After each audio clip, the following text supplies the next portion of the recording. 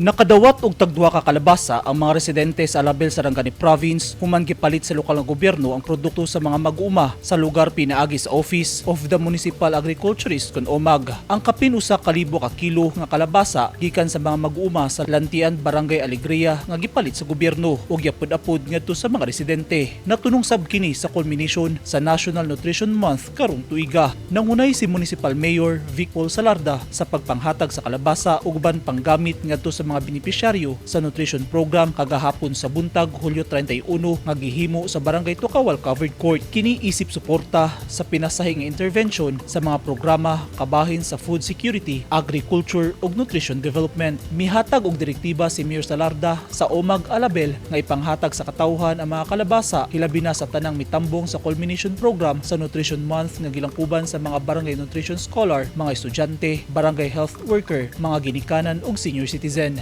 Ang pagpalig-on sa mga programa sa nutrisyon ug food security pinasubay sa direksyon ug mando sa administrasyon ni Presidente Ferdinand Bongbong Marcos Jr. nga hatagan og importansya ug prioridad ang food security ug nutrition development. Eugene Hinutan, Newsline Philippines. Stay safe.